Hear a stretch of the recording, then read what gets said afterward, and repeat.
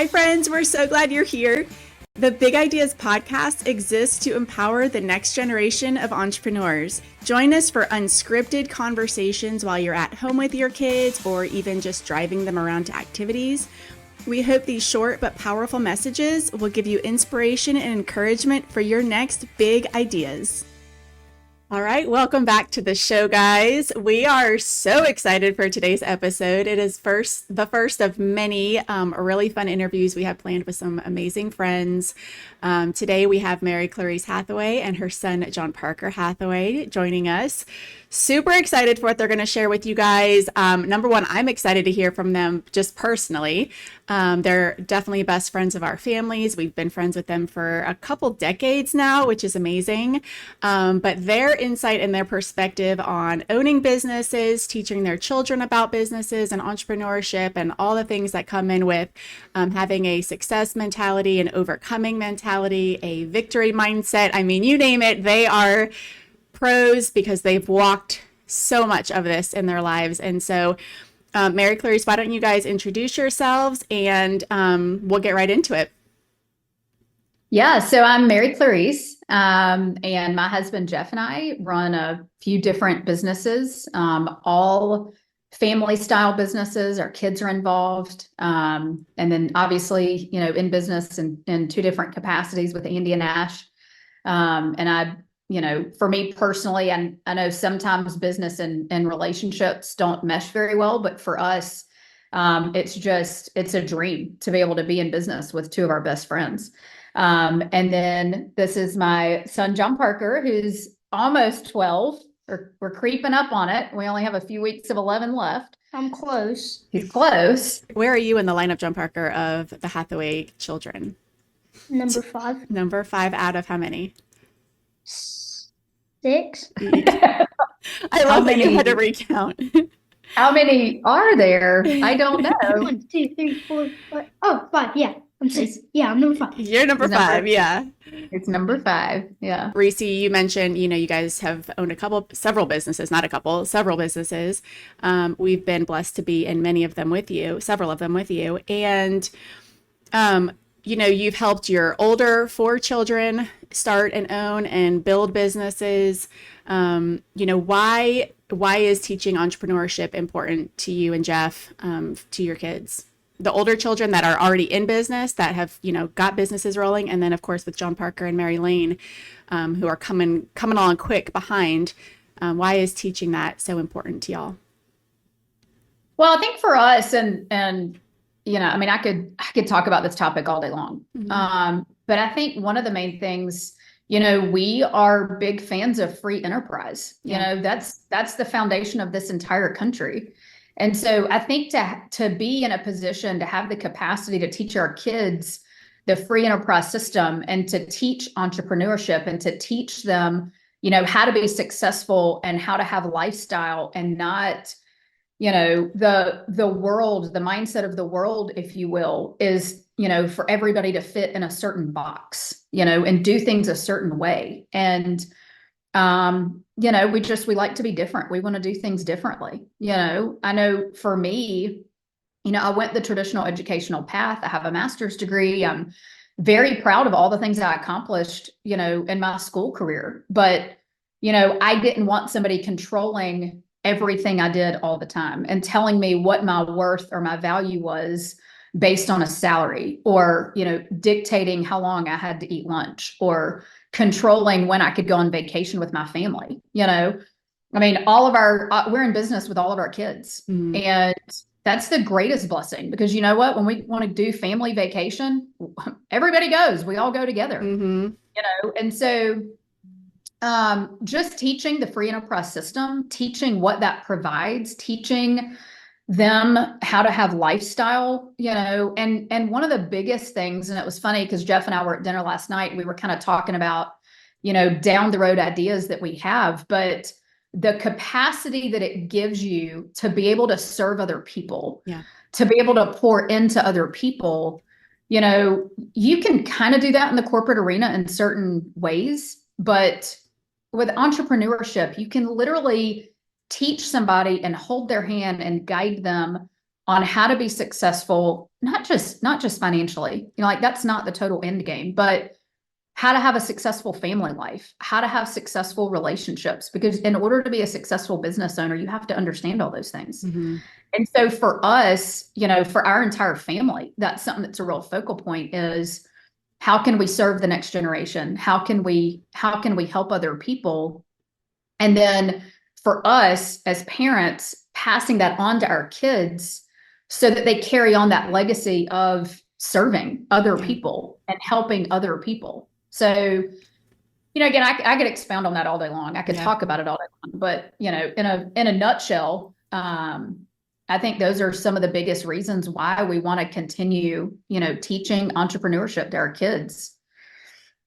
Yeah, I love that. And John Parker, I'm sure you could just jump right into and just be like, yeah, we do. Like when I think of the Hathaway family, I think of like what you just said, legacy, servanthood, others. I mean, you guys are like the verb, the action word of serving other people at the highest capacity. And I can say that full force because we've been on the other end of that multiple times.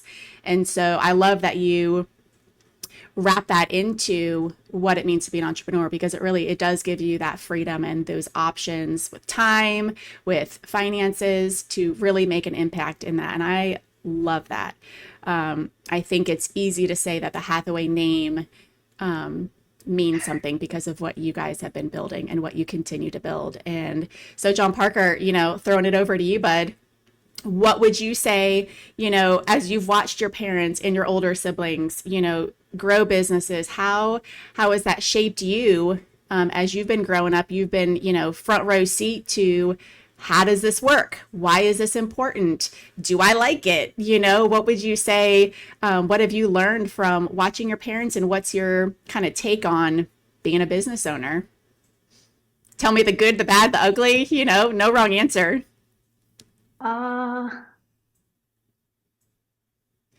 It's like a loaded question. My kids love when I do that to them. You want me to break it down to one question? I kind of asked you like 3 in 1. You want me to just ask you one question? I mean, it's cool to watch. Yeah. It's cool to watch. I bet it is. Some of the things when we were talking, this is the first time he's ever done this. So yeah. Because we were talking about stuff like 30 minutes ago and he was like rattling all off. All of a sudden he's like, oh my gosh, there's a camera in my face. Yeah. But one of the things that we talked about was, him being excited. What's one of the businesses you want to own when you get older?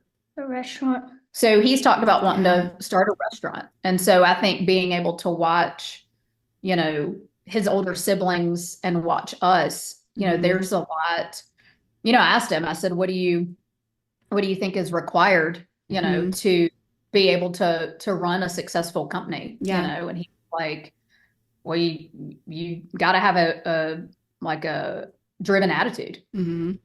You have to be willing to, just get things done. Watching his siblings and watching them overcome certain things in order to get to a level of success, you have to be able to overcome challenges. You have to be able to overcome obstacles. And, he was like, Mom, you have to have a desire to win. And you do, because if you don't have that desire to win, to see things ultimately all the way through the process, it's hard to run a company. It's hard to get it off the ground, And so, I joke around and I say John Parker and Lainey, are because they get to watch so many different things take place.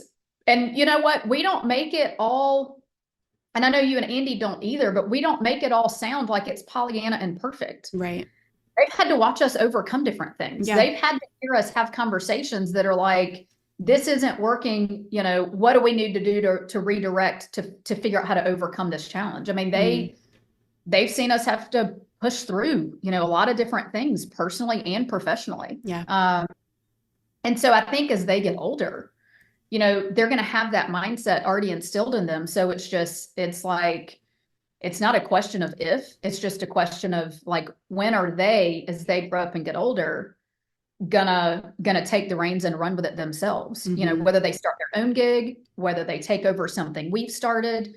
John Parker goes to Tennessee with his dad, and he'll help around the golf cart shop. Lainey will go to the office with me. She's helped me organize, inventory for Runner. Like they kind of get involved in different ways so they can see how things work. So, I don't think it, I think it makes them excited to know like one day, like they can do the same thing. Yeah.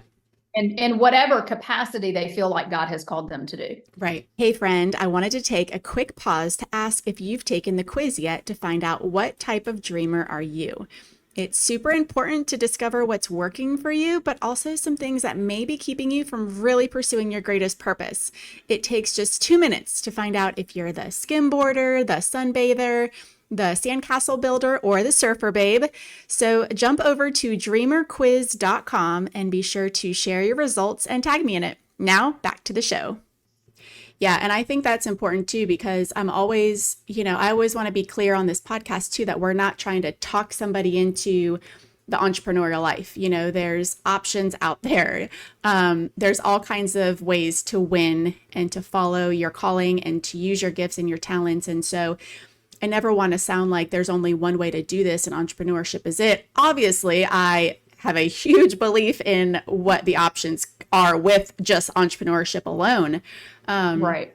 But one of the things I love about y'all's family and your perspective is that not everybody is going to do it exactly like us, the parents, think it's going to turn out. Anything that you'd want to add to just encourage parents out there who maybe feel like maybe they thought their kids were going to do something one way and maybe their kids feel pulled in another direction, that you would encourage them, keeping the doors open and helping God be the voice that they're listening, God's voice be the one that they're listening to, not necessarily like us who, speaking for myself, would be like, no, this is how I saw it happening. This is how it's going to go, and like pulling back and trusting that whatever the decisions are that our children make, that it's going to be a good one, especially when we know that they're hearing from God.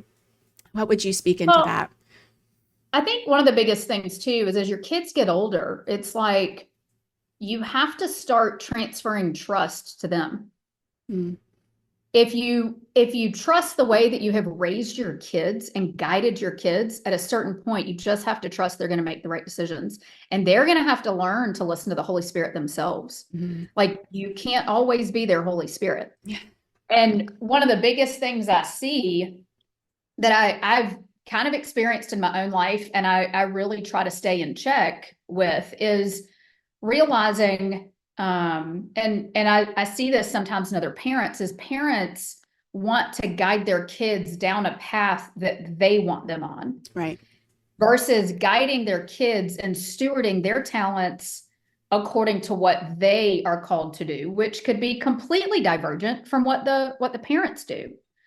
And so, just realizing your kids might be called to do something completely different than you. My kids both at similar times, we have a lot of conversations when we're going places. And, John Parker has asked me multiple times, Mom, do you think I'd be good at this? Do you think I'd be good at that? And I'm like, I think you'll be great at anything that you work hard at. Right. You can be great at anything that you work hard at. And that's the key. What do you think you're called to do? And then you're going to have to put a work ethic behind it. And I know one time Lainey asked me, she said, would you want me to do XYZ when I grow up? And I said, that's not my job. That's not my job to tell you what I think you should do. Mm.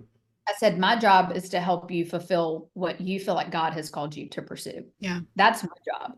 I have no idea what that looks like. I don't know. Like, I see my kids succeeding in a lot of different capacities because I see their talents. Right. Just like you do with your kids. Like, you're like, oh, you could be so great at this. You could be so great at that. I've said to John Parker, one of his dreams, he loves to play baseball. He wants to play at a high level. He's like, do you think I could make it to the major leagues? I'm like, I think you can do anything you want as long as you put a good work ethic behind it. Mm-hmm. I actually think, because he loves sports and he's got a photographic memory and he can spit out all sorts of facts and talk about people I've never even heard of, athletes. And I'm like, you know what? I actually think you'd be like an amazing sports agent. Mm-hmm. He's an excellent negotiator, which sometimes is not in my favor. We just got to survive these moments. You got to survive it. But it's like steering. You know what? You're such a great negotiator. How can we turn this into a positive?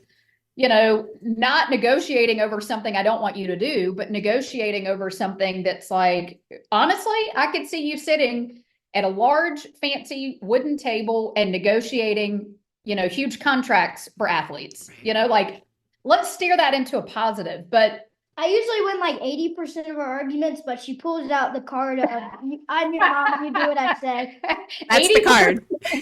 I love that he's been keeping track of this, Reese. So you might need to be Apparently he's got a ratio, You're done. a piece of You're paper done. downstairs where he's like, check mark, won that one. and I don't think He's he's like competitive in any way then. So he's not trying to No, win. It's not about winning. It's about, I'm not competitive at all. not Yeah, at all. no, Not at no. all. If there's one trait none of the Hathaways have, it's being competitive. Absolutely. I say that with all the sarcasm inside my body. Right. But really, I see a lot of parents that they have an idea of what they think their kids should be or what they think their kids should do, and that's how they want to steer them.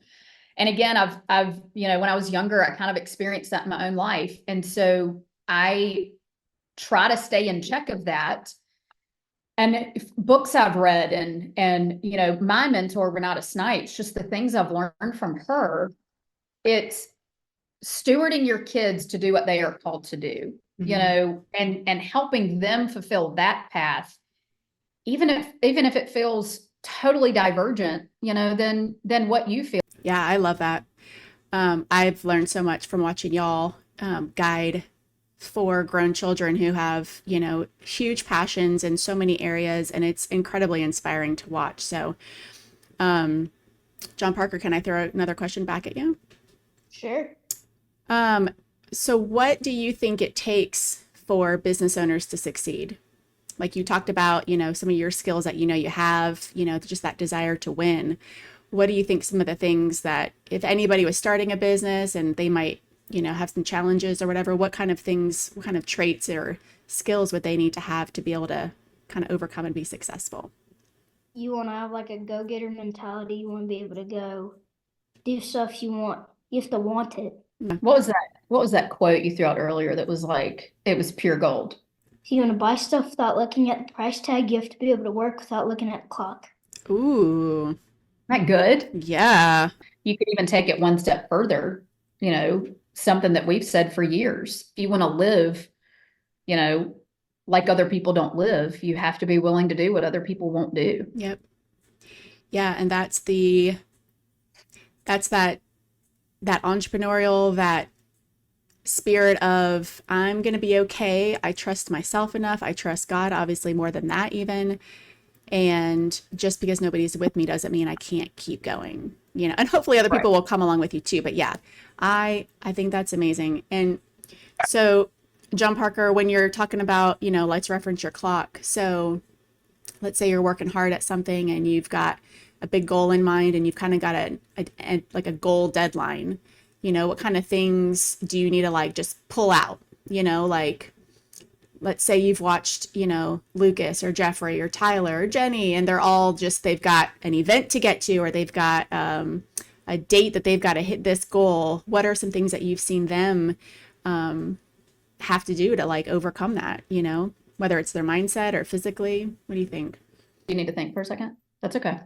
I know a couple of years ago, Lucas was trying to hit a goal with his insurance agency, and he was at the office until like 7:00 on December 31st until they hit that goal. John Parker has seen his dad, there's been plenty of days where my husband has been around the house all day, but he's also seen plenty of days where he wasn't walking in the door until 8 or 9 o'clock at night because there was a goal to be accomplished. Right.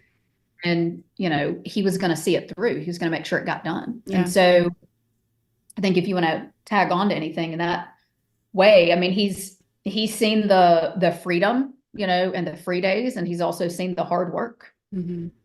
So, and it's not necessarily balanced. No. It's not. No, you know how I feel about balance. Yeah. Yeah. It's a, balance. balance, schmalance. Yeah. So, but he's seen it, he's seen it all. How about this, John Parker? So when you've come down to Kids Business Day, several times that you've participated, and that Sunday at 1 o'clock, you better be ready to set up, display, be ready to sell. Tell me, number one, what kind of businesses have you done? I did a Pokemon card business. I think I just did sports cards 1 year, Pokemon cards 1 year. Mhm. This year, I'm thinking about doing like food, Okay. like street tacos. Ooh, get your culinary restaurant skills tested. Yeah. Love that. I will definitely be buying a street taco from you. When you've got a deadline and you've got a business to launch, on that Sunday at Kids Business Day, are you like having like a hustle at a different level on that last day beforehand, like making sure you've got pricing set up, you've got any signs, all your display stuff, is there like an extra level of that, like, I got to get this done? Usually I have it done probably a week or two before, so Love that I that. don't worry about it. Even better. I don't even know who I'm talking I to. can't say the same about my science projects though. Well, to wrap up, you guys have kind of talked about this already, but any just kind of final thoughts, if you had to say one, maybe two top things that you would say are required to be a successful entrepreneur, what would you say? They have to want to do it, and they can't be lazy. Yeah, gotta have that work ethic. Work ethic, discipline. Yeah, So- discipline. Something we talk about a lot around our house, Mhm. discipline. What Yeah. else? And you probably see that even with baseball. I mean, it's not a business, but it's a personal goal, a personal mission of yours.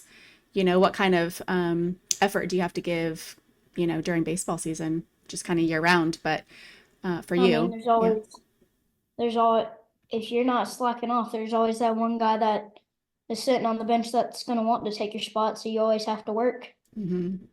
You try to think of your competition. Yeah. I think one of the biggest things is attitude. What's your attitude? If you're going to be successful as an entrepreneur, you can't allow roadblocks to stop you or defeat you. You've got to be willing to say, okay, this isn't working. Let me pivot and figure something out. Yeah. So just that attitude of like, I'm going to figure out how to make this work. Even if I fail 3 times, you don't fail unless you quit. Yeah. And so, and also I think the view of failure to success, a lot of people view failure as a negative. And my husband will tell people all day long, he's failed more than anybody, but that's also why he has succeeded in a lot of different realms because he's willing to fail. He's willing to pivot. He's willing to figure things out. That's something that I've really learned from watching how he, because sometimes he gets me out of my own comfort zone, because of just the way he thinks about things and how he processes things. Yeah. And so I think just having an attitude of overcoming, realizing failure is not failure. Mhm. Failure can actually pivot to success. This has been amazing. This has been just incredibly rich with perspective and, watching older children build businesses and be a part of it, learning from your own, personal experiences of growing businesses, and John Parker with you just starting to understand and take those steps of growing businesses and knowing what it's going to take and being excited about failing and being excited about showing up and doing the hard things and knowing that it's going to take that extra effort that some people aren't willing to do. I mean, that's just incredible. So I know the listeners got a ton out of this. I know I did. And so I think one of the best things about hosting a podcast is that I get to choose who I get to hang out with for a good 30 minutes. And so I am selfishly just super pumped about this time we spent together. But any closing thoughts you guys want to add before we sign off? I'll say this, these are my closing remarks, is I'm so proud to be your best friend and watch you accomplish all the things that you're doing.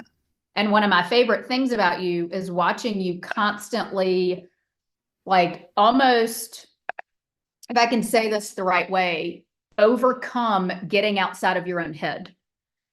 Because I've known you for 20 years almost, and watching you do some of the things that you're doing, and not because you do stuff and you're like, it's like you just start and you don't even think through it, but it ends up paying such huge dividends. And then when you're like, we were talking a couple weeks ago and you're like, I had no idea that this was going to be like this. And I'm like, but if you did, you wouldn't have done it. Right. And so I'm just so proud of everything you're doing and jumping into and crushing and figuring out. And it's going to be a fun journey. Thanks so much, Reese. That means a ton.